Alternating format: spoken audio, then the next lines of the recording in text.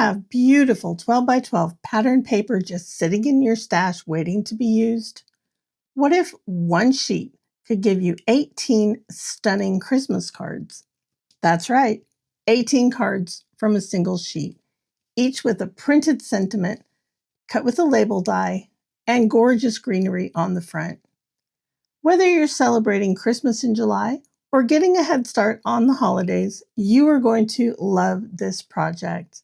Hey everyone, it's Colorado Lean. Welcome back to the craft room. Now you may be wondering why my 12 by 12 pattern paper is already cut down. And that's because my sister let me have this piece of pattern paper from her stash. And in order to bring it home safe and sound, I did cut it down into smaller pieces. This paper is from the Recollections Fall Orchard paper pad, and I will insert a picture of that here. And let's go ahead and get started by trimming these down to size. Now, before I left my sister's, I did cut these pieces down to measure 4 inches wide by 6 inches tall. So all I need to do now is cut them into 4-inch wide by 2-inch tall pieces.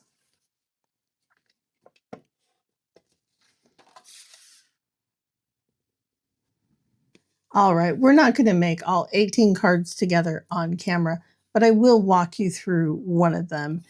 And we're going to start with our card base, which is 110-pound white Recollections cardstock from Michaels.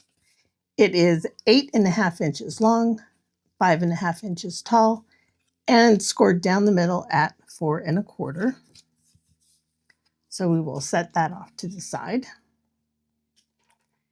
And I'm going to bring in my Tim Holtz guillotine trimmer. And I have a piece of 65-pound craft cardstock, also from Recollections. And this is going to be our mat. So I'm going to trim this down to 5 1/4 inches tall by 4 inches wide. So that will be the start of our card. Now I need a matte piece for my pattern paper. And if you'll recall, this is 4 inches wide by 2 inches tall. So I need a piece of white cardstock. And I've chosen to use 110-pound Recollections. This is cut to 4 inches wide. And then I'm going to cut this into strips that are 2 1/4 inches tall. And that is how that will look. So I'll set this off to the side.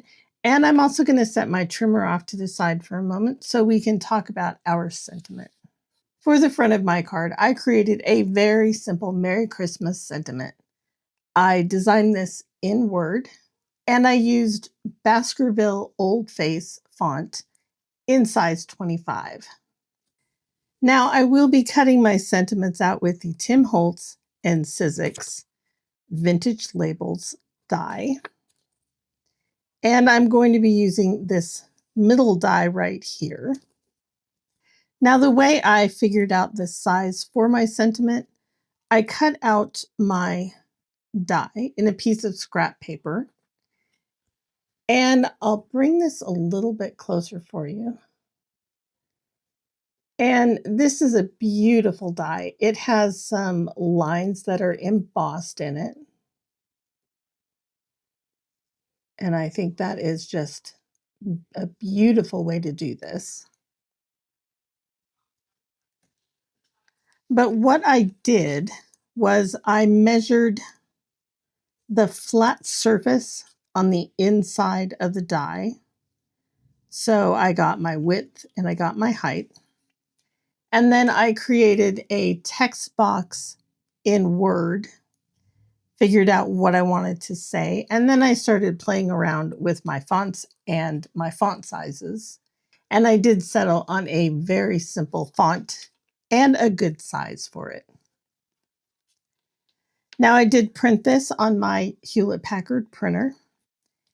And one thing, every time I print on cardstock, And this right here is a 110-pound card. It is a back feeder, so that helped a lot with this weight of card. However, every time I print cardstock, I get 2 little marks on my cardstock. And that comes from the rollers that I'm assuming it's when they initially pull the paper into the printer. And the very first time I saw that, I thought, oh my gosh, it's ruined. However, all you need is a white eraser, and you can erase that mark. If you can't erase it completely, then you can definitely lighten it quite a bit.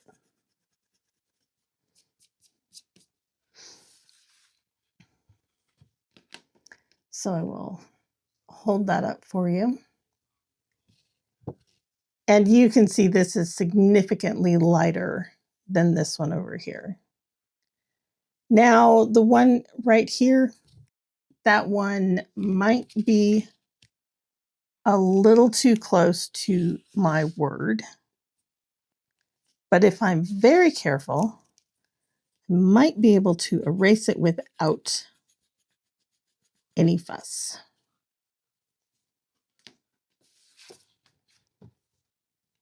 And there we go. It is still there, but it is significantly lighter than it was.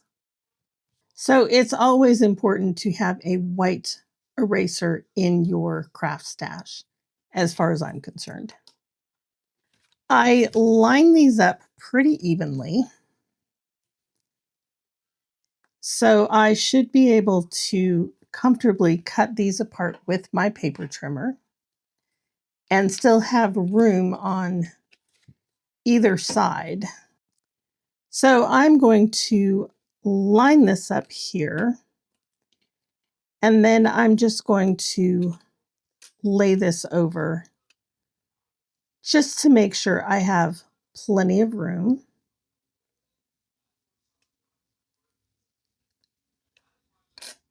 And I think I'm going to be able to move that down just a little bit.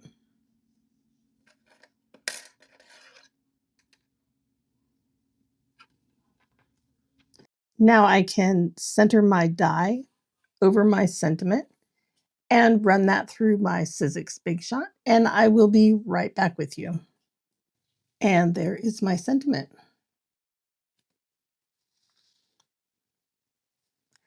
Now I did tape my die into place just to make sure that it would not shift around. For the greenery, I am going to be using one of the dies from the Tim Holtz and Sizzix Mini Holiday Greens die set. And I'm going to be using this piece right here. For my cardstock, I have 3 different shades of green. These are all Basil Basic cardstocks, and I have just cut them down to fit my die. Now I already have one of each color cut.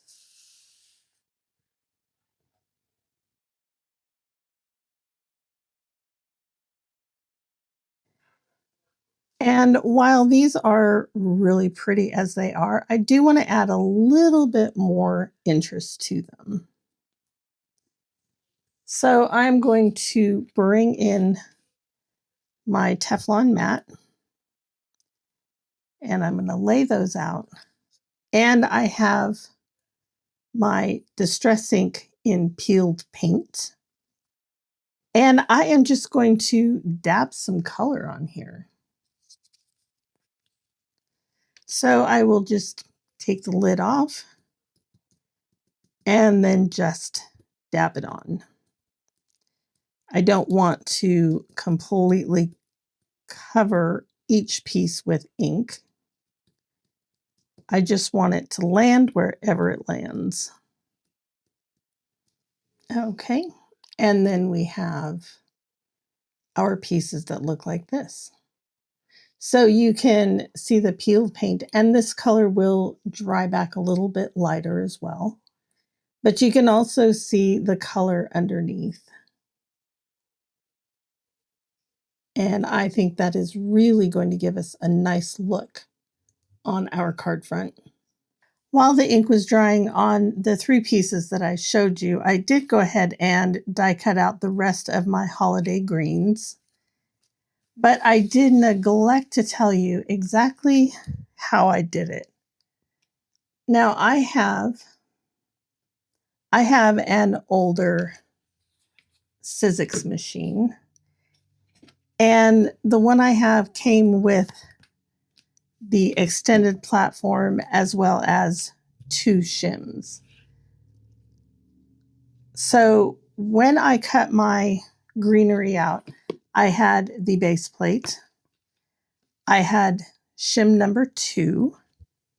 Then I used the Chrome Precision base plate for intricate thinlits. And for my machine, this plate is a must to cut out that greenery. It can be done without it, but I need 2 extra shims to go in there to get a complete cut. And then I just have another cutting plate on top. So I wanted to point that out to you before I got too far along. So now let's go ahead and put our card together. So as always, I am going to bring in something to help me get this lined up perfectly. So I'm going to bring in my mini Misty. And to adhere my layers together, I'm going to use Barely Art Precision Craft Glue. And the first thing I'm going to do is adhere my pattern paper to my white mat.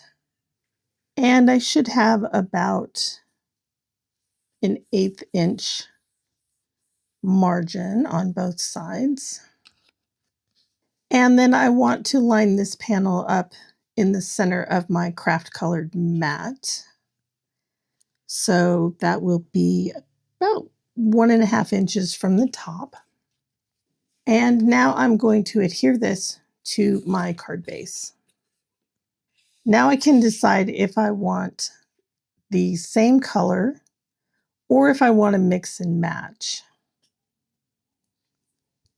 And I think I'm just going to use 2 of the same color of the greenery. So my sentiment will go in the center like that. And then I'm going to glue my greenery on either corner. So I'm going to try something with my greenery here.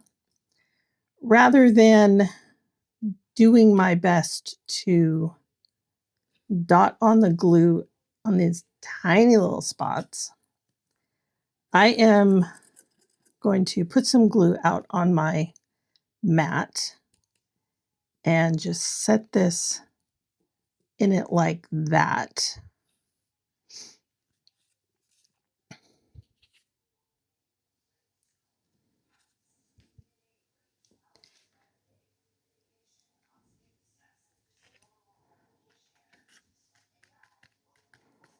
And then I can tap that into place.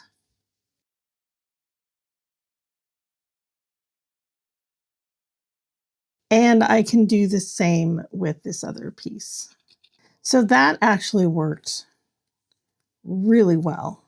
It didn't cover completely, but it gave me enough coverage so that it will stay in place. And now I just need to glue my sentiment down. Now I still have not purchased any foam adhesive yet.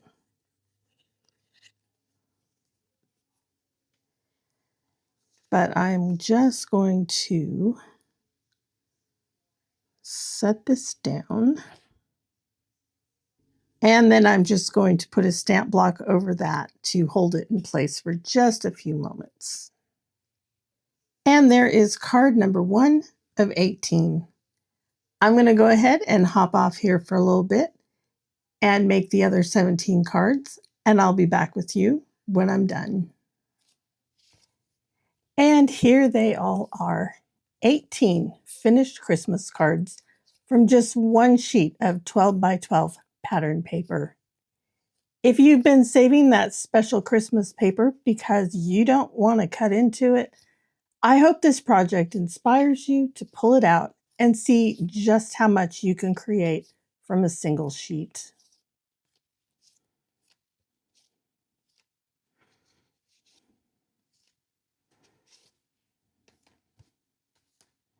I just love how this whole set came together. Using a single sheet of pattern paper gives all 18 cards a cohesive look, and I think the plaid makes them feel classic and timeless. And I have to thank my sister for sharing this paper from her stash. Thanks a lot, sis. It was the perfect choice for this project.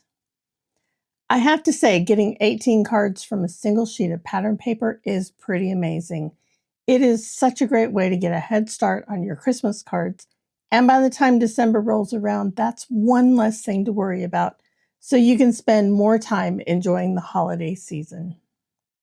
Before I made the other 17 cards, I did discover one little trick that made the assembly process much faster.